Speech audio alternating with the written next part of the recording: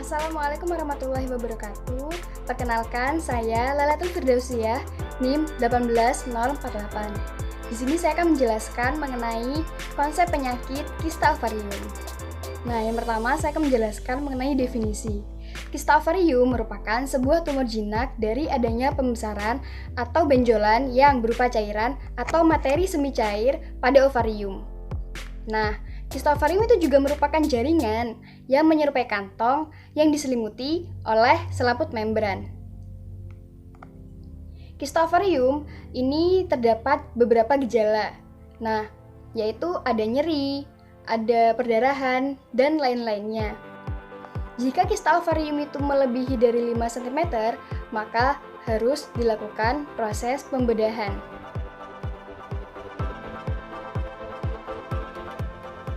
Nah, ini adalah jenis-jenis dari kista ovarium.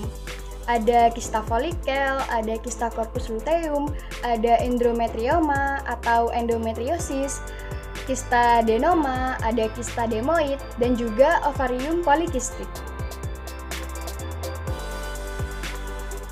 Untuk yang selanjutnya yaitu faktor penyebab dan resiko.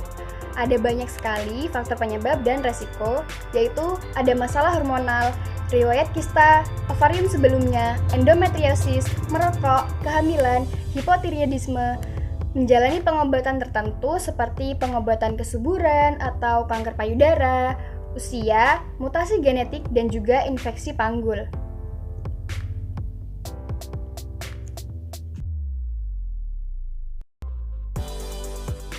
Selanjutnya yaitu tanda dan gejala kista ovarium. Yang pertama yaitu tadi sudah disebutkan, nyeri. Nah, nyeri ini terjadi pada abdomen, serta nausea atau vomitus. Terjadi sebuah nyeri yang sangat menyakitkan. Selanjutnya itu siklus menstruasi terganggu.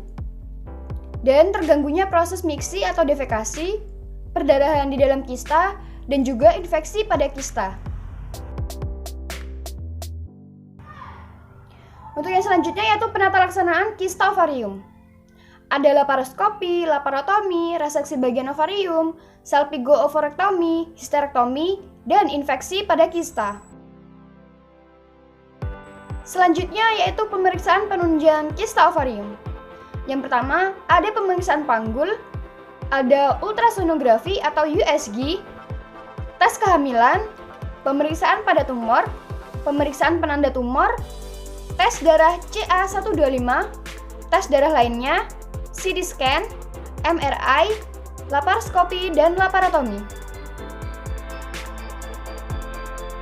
Untuk yang selanjutnya yaitu terapi farmakologi dan non-farmakologi.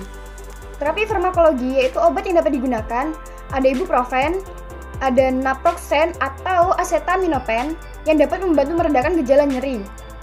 Pil KB dapat membantu mencegah pembentukan kista baru atau menghambat pertumbuhan kista.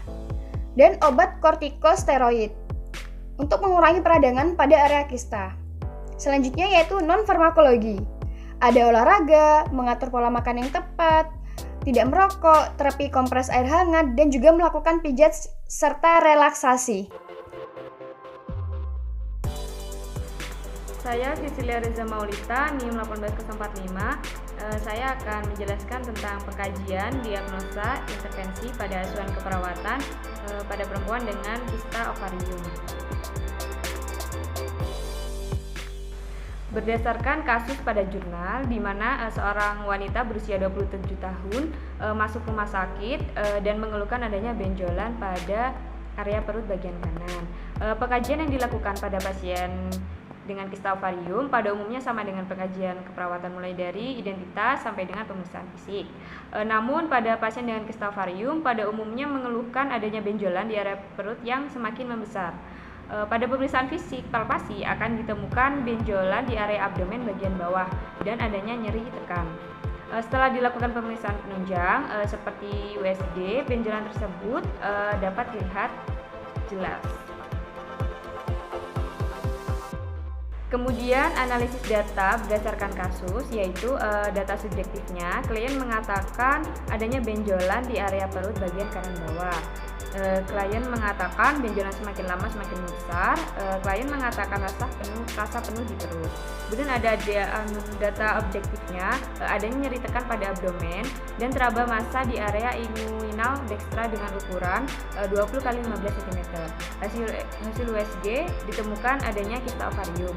Kemudian resiko pendarahan intratumor setelah diberi tindakan laparotomi dan kistektomi.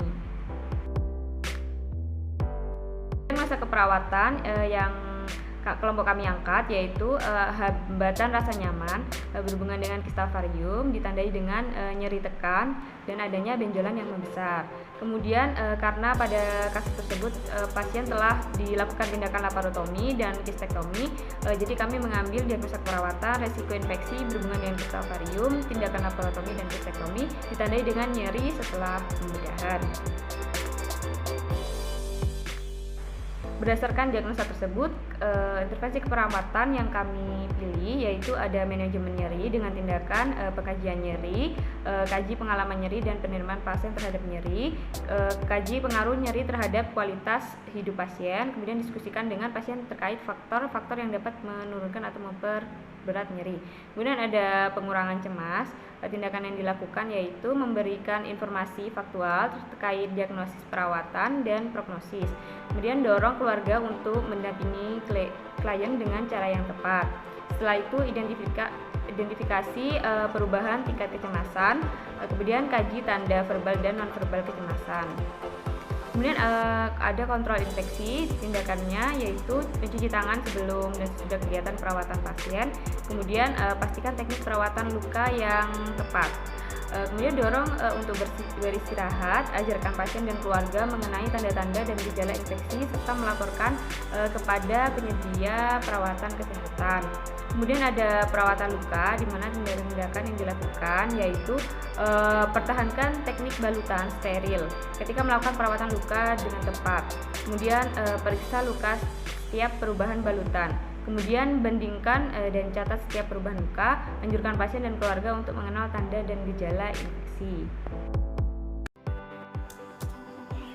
Assalamualaikum warahmatullahi wabarakatuh. Perkenalkan, saya Delia Ananda Umarini 18046 dari kelompok 10. Di sini saya akan menjelaskan mengenai implementasi dan evaluasi asuhan keperawatan pada perempuan dengan kista ovarium. Yang pertama, saya akan menjelaskan mengenai implementasi dari diagnosa hambatan rasa nyaman. Yang pertama, lakukan pengkajian nyeri komprehensif yang meliputi lokasi, karakteristik, durasi, frekuensi, kualitas, intensitas atau beratnya nyeri, dan faktor pencetus. Yang kedua, gunakan strategi komunikasi terapeutik untuk mengetahui pengalaman nyeri dan sampaikan penerimaan pasien terhadap nyeri. Yang ketiga, tentukan akibat dari pengalaman nyeri terhadap kualitas hidup pasien, misalnya tidur, nafsu makan, pengertian, perasaan, hubungan, performa kerja, dan tanggung jawab peran. Yang keempat, gali bersama pasien faktor-faktor yang dapat menurunkan dan memperberat nyeri. Yang kelima, berikan informasi faktual terkait diagnosa, perawatan, dan prognosis. Yang keenam, dorong keluarga untuk mendampingi klien dengan cara yang tepat. Yang ketujuh, identifikasi pada saat terjadi perubahan tingkat kecemasan. Yang kedelapan, kaji untuk tanda verbal dan nonverbal kecemasan. Untuk respon dari pasien yaitu pasien kooperatif dan mampu menerima serta memahami informasi yang diberikan oleh perawat. Selanjutnya saya akan menjelaskan mengenai implementasi dengan diagnosa resiko infeksi. Yang pertama, cuci tangan sebelum dan sesudah kegiatan perawatan pasien. Yang kedua, pastikan teknik perawatan luka yang tepat. Yang ketiga, dorong untuk beristirahat.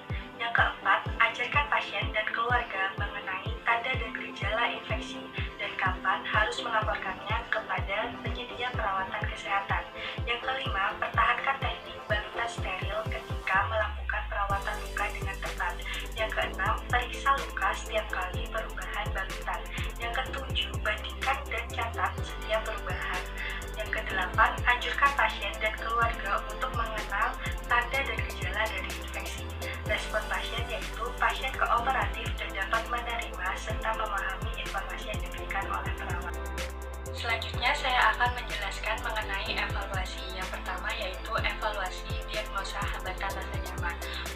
data subjektifnya yaitu diharapkan pasien menerima dan memahami ajaran yang telah diberikan perawat dan pasien sedikit mengerti apa yang disampaikan oleh perawat. Untuk data objektifnya diharapkan pasien tidak mengalami gangguan rasa nyaman akibat nyeri, benjolan, dan kecemasan akibat penyakitnya. Untuk analisisnya yaitu masalah sebagian teratasi mencapai skor yang diinginkan. Untuk planningnya yaitu kesimpulannya masalah mayoritas teratasi setelah pasien diberikan tindakan keperawatan. Lanjutkan perencanaan dari skala 4 sampai skala 5. Selanjutnya evaluasi dengan diagnosa resiko infeksi. Untuk data subjektifnya yaitu diharapkan klien menerima strategi untuk mencegah dan mengurangi terjadinya infeksi setelah pembedahan. Untuk data objektifnya yaitu diharapkan tekanan darah pasien normal dan pasien mampu mengidentifikasi resiko infeksi. Untuk analisisnya yaitu semua masalah telah mencapai skor yang diinginkan. Untuk planningnya yaitu kesimpulannya masalah teratasi setelah pasien menerima tindakan dan asuhan keperawatan serta lanjutkan untuk discharge planning setelah pasien diperbolehkan untuk pulang. Selanjutnya saya akan menjelaskan mengenai pathway. Yang pertama, sekresi hormon korionik akan menyebabkan ketidakseimbangan hormon FSH menurun dan LH meningkat. Selanjutnya, folikel-folikel anovulasi berdegenerasi atau degenerasi ovarium yang akan membentuk adanya kista ovari. Dan kista ovari ini akan menyebabkan benjolan di area perut bagian kanan bawah dan perut akan terasa penuh. Selanjutnya juga akan teraba adanya massa di daerah inguinal dextra dan juga dapat menyebabkan timbulnya nyeri pada abdomen bagian kanan bawah sehingga masalah yang akan muncul yaitu hambatan rasa nyaman.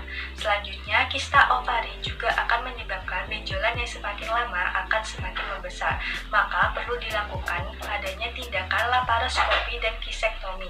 Dengan adanya tindakan tersebut tentu akan menyebabkan adanya resiko perdarahan dan juga resiko invasi kuman tanpa gen, sehingga masalah yang muncul adalah resiko infeksi. Baik, itu saja yang dapat saya sampaikan.